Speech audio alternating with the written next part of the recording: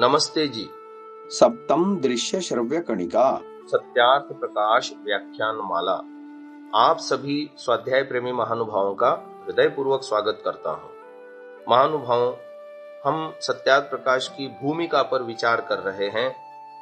भूमिका के कुछ परिच्छेद हमने पढ़ लिए, उसकी व्याख्या चल रही थी। जहां बात हमने समाप्त की थी कि इस सत्यार्थ प्रकाश रूपी लेख से यही प्रयोजन है कि सब मनुष्य मात्र को देखना, सुनना, लिखना आदि करना सहज होगा। अनुभूमिका 3 में ये वचन लिखे मिलते हैं।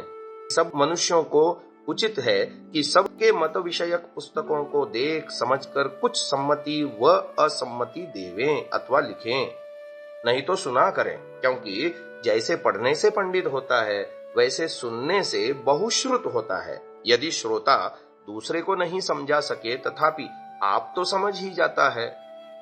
यदि एक मत वाले दूसरे मत वालों के विषय में जाने और अन्य न जाने तो यथावत संवाद नहीं हो सकता। किंतु अज्ञानी किसी भ्रमरूप बाड़े में घिर जाते हैं। ऐसा न हो, इसलिए इस ग्रंथ में प्रचलित सभी मतों का विषय थोड़ा थोड़ा लिखा है। इतने ही से शेष विषयों में अनुमान कर सकता है कि वे सच्चे हैं व झूठे। जो सर्वमान्य सत्य विषय हैं, वे तो सब में एक से ही हैं। झगड़ा झूठे विषयों में हुआ करता है, अथवा एक सच्चा तथा दूसरा झूठा हो तो भी कुछ थोड़ा सा विवाद चलता है। यदि वादी प्रतिवादी सत्यासत्य निश्चय के लिए वाद प्रतिवाद करें तो अवश्य निश्चय हो जाए। इस प्रकार महानुभावों, ग्रंथ में उत्तरार्ध में आई हुई अनुभूमिकाओं में जो बातें लिखी हैं, उन बातों से भी यही सिद्ध होता है कि महर्षि दयानंद जी का प्रयोजन मात्र और मात्र सत्यासत्य का निर्णय करना और कराना है। किसी का दिल दुखाना या किसी को नीचा दिखाना, ऐसा व्यक्तिगत आक्षेप करने का महर्षि दयानंद जी का लेश मात्र भी आशय नहीं रहा। फिर भूमिका में आगे वो लिखते हैं, जो मनुष्य पक्षपाती होता है वह अपने असत्य को भी सत्य और दूसरे विरोधी मत वाले के सत्य को भी असत्य सिद्ध करने में प्रवृत्त होता है। इसलिए वह सत्य मत को कभी प्राप्त नहीं हो सकता। इसीलिए विद्वान आप्तों का यही मुख्य काम है कि उपदेश व लेख द्वारा सब मनुष्यों के सामने सत्य असत्य का स्वरूप समर्पित कर दे। पश्चात वे स्वयं अपना हिताहित समझकर सत्यार्थ का ग्रहण और मिथ्यार्थ का परित्याग करके सदा आनंद में रहें। महानुभाव, इस प्रकार ये लेख केवल मनुष्यों की उन्नति व सत्यासत्य के निर्णय के लिए है। अर्थात सब मतों के विषय में थोड़ा थोड़ा हमको ज्ञान हो जाए। इससे मनुष्यों को परस्पर विचार करने का समय मिले और एक दूसरे के दोषों का खंडन करके गुणों का ग्रहण हम कर सकें।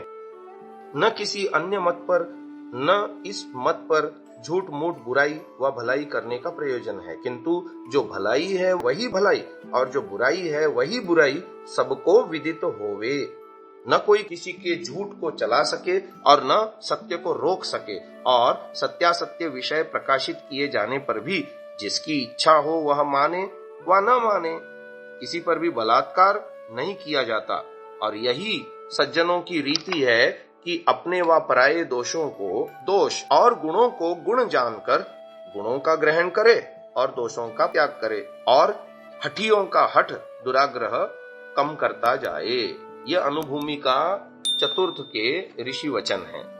महानुभाव, एक बहुत ही महत्वपूर्ण वाक्य सत्यार्थ प्रकाश भूमिका का आ रहा है। महर्षि दयानंद जी लिखते हैं, मनुष्य का आत्मा सत्यासत्य का जानने वाला है, तथापि अपने प्रयोजन की सिद्धि हठ, दुराग्रह और अविद्यादि दोषों से सत्य को छोड़ असत्य में झुक जाता है।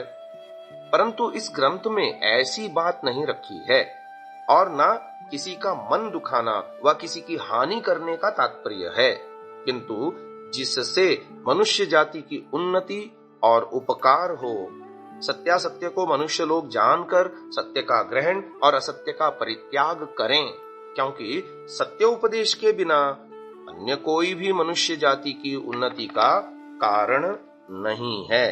हमने देखा इस परिच्छेद में ऋषि दयानंद ने कितनी बढ़िया बात लिखी कि सत्य का स्वरूप क्या है। 5वें समुल्लास में सत्य का लक्षण इस प्रकार किया है। जैसा आत्मा में वैसा मन में, जैसा मन में वैसा वाणी में, और जैसा वाणी में वैसा कर्म में वर्तना। अर्थात जो पदार्थ जैसा हो उसको वैसा ही समझना, बोलना, वैसा ही आचरण करना सत्य कहलाता है।